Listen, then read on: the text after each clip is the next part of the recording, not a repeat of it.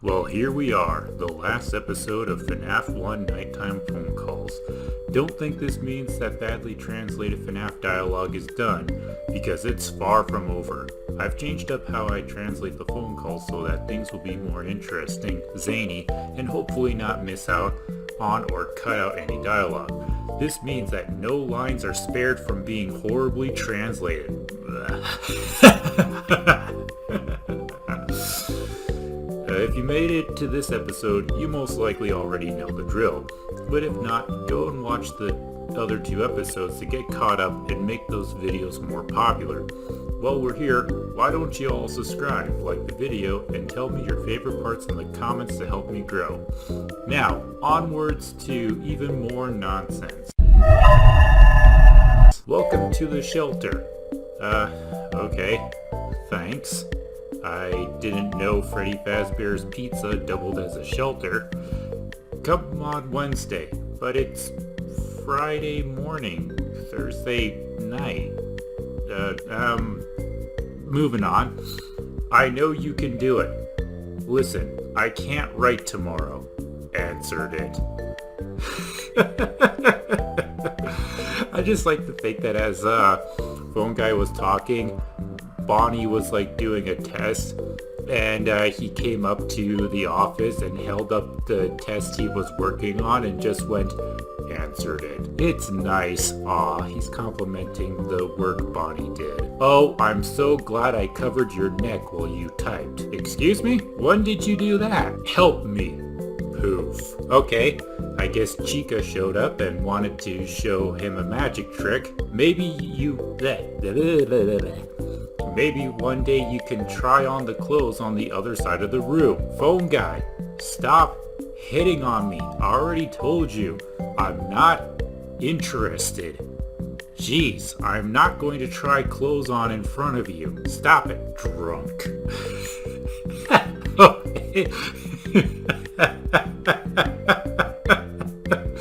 Okay, now Freddy has showed up, and I imagine he showed up to the office with like a Foxy Cove cooler in his hand and just completely hammered, and the animatronics can't really like say a bunch of words, so they can only speak one at a time, and Freddy just held up like a Foxy Cove cooler bottle to him and just said like, drunk, while stumbling around. I guess this means he's too hammered to attack phone guy. He wants to leave before the detective arrives. Maybe it's not that bad.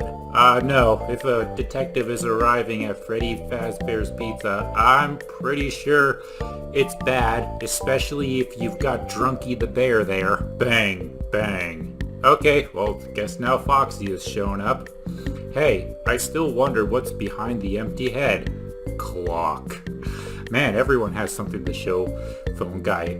Like, I'm imagining Foxy just like holding up a clock to him after he said that and pointing to it saying, clock. Clock is behind head. Oh, wow. So I need to give some context for this phone call before we look at the badly translated version. Originally, this call was just meant to be gibberish you weren't supposed to understand. It was just meant to be creepy and tense you up for the challenge ahead. But somehow, people figured out it was just Scott Cawthon quoting text from the book Autobiography of a Yogi and garbling it up to sound scary. Seems like an odd choice of a book to try and make horrifying, but I'm thankful for those who figured out what he was quoting so I could change it from creepy gibberish to absolutely silly nonsense. Here's the original call to show you what I had to work with.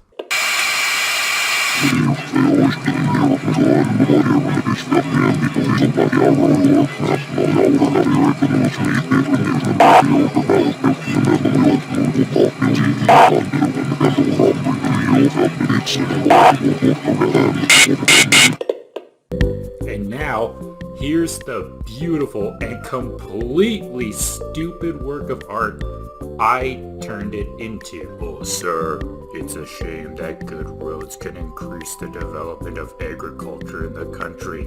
Oh, no. I feel like I don't even need to be here.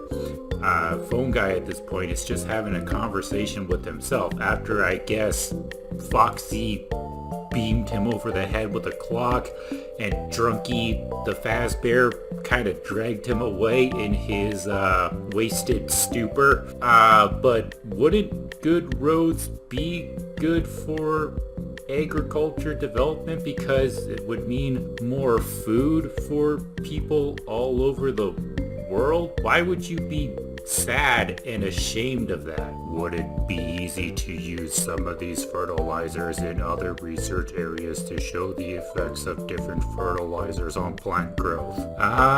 No. If you're using fertilizers in other areas of research outside of agriculture, and you're not using them on plants, you're not going to show how effective fertilizers are on. I feel like somebody in the commentary community, and not like I'm some silly dumbass doing stupid translation videos that barely anybody watches at this point. Wow, you are right. Useless things, choose removed.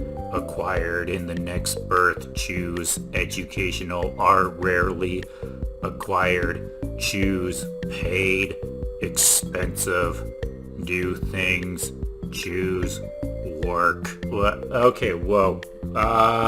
So, hey, hang on. Okay, I feel like I was listening to a game publisher give a pep talk about DLC and games and stuff, but I think what's actually going on is talking about reincarnation or something.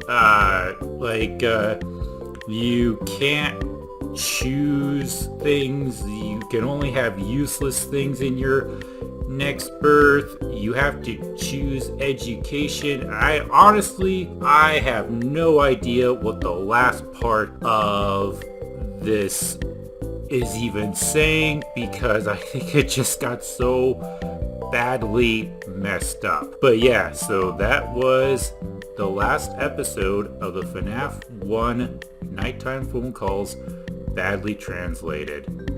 I hope you enjoyed all of the episodes, and I hope you look forward to when I start working on the Fnaf 2 Nighttime Phone Calls, because I'm really looking forward to working on them, because that game actually has most of my favorite animatronics in there. But yeah, I'll see you all later, except for the puppet.